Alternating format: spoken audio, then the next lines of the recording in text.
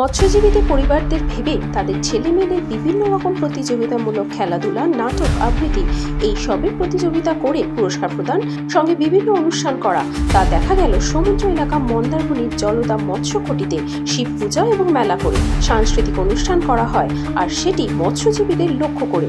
আর এই অনুষ্ঠানটি পরিচালনা করেন মৎস্যজীবী সংগঠনের কর্তা লক্ষ্মীনারায়ণ জানা। মন্দারমণি থেকে অংশুমানের রিপোর্ট।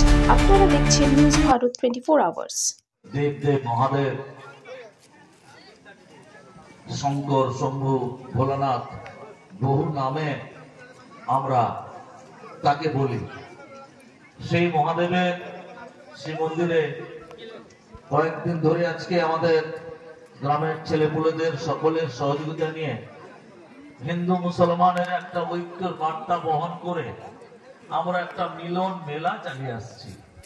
এই মিলন মেলা আজকে বিদায় রজনীতে আমি গতকালই কমপ্লিট করে ভাবছিলাম, আমার ভাইপো রঙ্গলাল দুর্গাপদ ভূঁইয়া বললো এবং তার সাথে দু একজন ছেলে বললো যে আর একটা দিন করলে হতো। তো আমরা একটা দিন বেশি পেয়ে আর একটু বলার সুযোগ পেলাম, আর একটু মানুষদের পুরস্কার বিতরণের জন্য ধৈর্য ধরে সময় দিতে পারলাম, ছেলেদের আবৃত্তির কথাবার্তা বলতে পারলাম, ছেলে মেয়েদের এবং যে মায়েরা কয়েকদিন ধরে এখানে আমাদের কাছে আছে, সময় দিচ্ছে, মহোৎসবে রান্নার সহযোগিতা করেছেন, তাদেরকেও হয়তো আমরা কারো পারিশ্রমিক দিতে পারবো না, অন্তত সম্মান দিলাম মন্দিরের কমিটির পক্ষ থেকে। এবং যারা পুজো কমিটিতে বেশ কিছু কষ্ট পরিশ্রম করছে, তাদের সময় দিচ্ছে, তাদের সেই পরিশ্রমের দাম দিতে পারবো না। আজকে 15 দিন যারা কামাই হয়েছে, যতটা সম্ভব তাদেরও একটা সম্মান দেওয়ার চেষ্টা করা হলো। এখানে উপস্থিত আছে আমাদের পুজো কমিটির সভাপতি দ্বয় কমল কুমার বেরা, নন্দলাল ভূঁইয়া, আজকে সভাপতিত্ব করছে নন্দলাল ভূঁইয়া বাবু। উপস্থিত আছেন আমাদের শ্যামাপদ বেরা বাবু, দেবকুমার মাল, গুরুপদ বেরা, রবীন্দ্র সিং, দুর্গাপদ ভূঁইয়া, আমার ভাই, আমার খুব কাছের ঘনিষ্ঠ শেখ আক্তার উদ্দিন বাবু, প্রশান্ত খামারি, আমাদের দিলীপ জানা এবং আমাদের চন্দ্রনাথ পাত্র, সে আমার ভাই, আমার পঞ্চায়েত সদস্যের প্রতিনিধি। আর ওইখানে বহু মানুষ আছেন, সকলের সহযোগিতা নিয়ে কয়েকটা দিন আমাদের চলছে। কিন্তু এই চলার মধ্যে, বলার মধ্যে, করার মধ্যে ব্যাপারটা হচ্ছে বিশ্ব সৃষ্টির সাথে সাথে আমাদের হিন্দু শাস্ত্রের মতে আমাদের 10 অবতার আছে। 10 অবতারের প্রথম অবতার হচ্ছে মীন, তারপরে কুর্ম, তারপরে বরাহ, তারপরে নৃসিংহ, তারপরে বামন, ভৃগুরাম, রাম, বুদ্ধ, কল্কি। এই বিষয়টা নিয়ে আপনাদের সামনে একটু তুলে ধরছি, দয়া করে কথাটা কম বললে ভালো হয়। যে মীন অবতার যখন সারা বিশ্ব জলমগ্ন ছিল, কিছুই ছিল না, টোটালটাই জল, তখন স্বয়ং বিষ্ণু সেই জলে লক্ষ্মী দেবীকে নিয়ে অনন্ত শয্যায় শুয়েছিলেন। আর অনন্ত শয্যায় শোয়ার কারণ হিসাবে যেখানে জল সেখানে মাছ, যেখানে জল সেখানে মাছ, প্রথম সৃষ্টিটা মাছ হয়েছিল বলে আমরা প্রথম মীন অবতার বলি। আর আমরা মৎস্যজীবীরা উপকূল এলাকায় সেই মাছ ধরে জীবন জীবিকা চালাই। আবার উপনিষদের গীতায় বেদে আছে যে বেদ উদ্ধারের জন্য নারায়ণ এই সমুদ্রে ডুব দিয়ে বেদ উদ্ধার করেছিলেন মীন রূপে।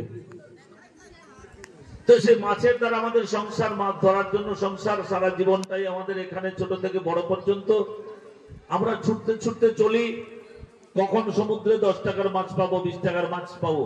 আমরা কি ভাবি সকালবেলা নন্দ ভূঁইয়া যখন সমুদ্রে যাচ্ছে তাড়াহুড়া করে, হয়তো খাচ্ছে বা খাচ্ছে না, কখন খাবার নিচ্ছে কি নিচ্ছে না, মুদুল যখন যাচ্ছে, আক্তার যখন যাচ্ছে, শঙ্কর পুলিশ যখন যাচ্ছে, এই মানুষগুলো যে সমুদ্রে বেরিয়ে যায়, কেউ কোনো গ্যারেন্টি দিতে পারবো সুস্থভাবে সমুদ্র থেকে তারা ডাঙ্গায় আসবে, 2 মণ 5 মণ মাছ ধরে নিয়ে আসবে, হাসি খুশিতে ছেলে মেয়ে বউ সংসারের সাথে সংসার চালাবে, গ্রামের পুজোর দায়িত্ব নেবে, গ্রামের মসজিদের দায়িত্ব নেবে, কারবালাতে নাচানাচি করবে, দুর্গাপূজায় নাচানাচি করবে, মহরমের আনন্দ ভোগ করবে, ঈদের আনন্দ ভোগ করবে, চড়কের আনন্দ ভোগ করবে। এইটা আমরা ভাবতে পারি না। এইটাই হচ্ছে জীবন, এইটাই হচ্ছে আশ্চর্য। কিন্তু যেটুকু সময় আমার সাথে আক্তারের সাথে দেখা হবে, যেটুকু সময় আমার সাথে নন্দর সাথে দেখা হবে, যেটুকু সময় আমার সাথে অশ্বিনীর সাথে দেখা হবে, আমরা কে কখন পৃথিবী ছেড়ে চলে যাব যখন গ্যারেন্টি নেই, তাহলে আমরা কেন সুসম্পর্ক রাখবো না, কেন ভ্রাতৃত্ব বজায় রাখবো না? এইটাই হচ্ছে আমাদের প্রধান প্রশ্ন। প্রত্যেকের সাথে প্রত্যেকের যাতে আমাদের সুসম্পর্ক থাকে, সুন্দর মিলন থাকে, মানুষে মানুষে ভেদাভেদ না হয়, মানুষে মানুষের সংস্কৃতি একই থাকে। আমি একজন হিন্দু, আক্তার একজন মুসলমান, আমাকে আঘাত করলে কষ্ট হবে, আক্তারকে আঘাত করলে কষ্ট হবে। আমার গায়ে ছুঁচ ফোটালে লাল রক্ত বেরোবে, তার গায়ে ছুঁচ ফোটালে লাল রক্ত বেরোবে। আমার বিপদে এক বোতল ব্লাড লাগলে ইয়াদুল ছুটে এসে এক বোতল যদি ব্লাড দেয়, আমার জীবন বাঁচবে। আমার সামাপদে বেরার যদি প্রয়োজন হয় এক বোতল ব্লাড, তখন মুদুর এসে দেবে। আমার মুদুরের প্রয়োজন হলে গণেশ মান্না দিবে। এইটাই আমাদের সংসার। তো এই সংসারের মধ্যে কিছু কিছু বিভেদকামী ব্যক্তি, গতকাল যে যাত্রাটা হলো গত সোমবার, কয়েকজন মুষ্টিমেয় ব্যক্তির জন্য, কেউ মৌলানা, কেউ ব্রাহ্মণ, তার ব্যক্তির স্বার্থের জন্য মানুষে মানুষে ভেদাভেদ সৃষ্টি করে। যে ভেদাভেদ সৃষ্টিটা আমার শ্রীরামকৃষ্ণ চাইনি, যে ভেদাভেদ সৃষ্টিটা আমাদের বিবেকানন্দ চাইনি, যে ভেদাভেদ সৃষ্টিটা আমাদের হযরত মুহাম্মদ চাইনি। হযরত মুহাম্মদ অন্যায়ের বিরুদ্ধে লড়াই করেছে। একটা জিনিস ভাবুন আপনারা, কুরুক্ষেত্রের যুদ্ধ হয়েছিল পাণ্ডবের আর কৌরবের মধ্যে। তারা তো হিন্দু, এও শিব পূজা করে, সেও শিব পূজা করে, এও মা কালীকে পুজো করে, সেও মা কালীকে পুজো করে, এও শ্রীকৃষ্ণের কাছে ছুটে যায়, সেও শ্রীকৃষ্ণের কাছে ছুটে যায়। তবুও যুদ্ধ হয়েছিল অন্যায়ের সাথে ন্যায়ের সাথে। ন্যায়কে বজায় করার জন্য, ন্যায়কে প্রতিষ্ঠা করার জন্য। কুরু বংশ মহিলাদের মর্যাদা রাখতো না। কুরু বংশ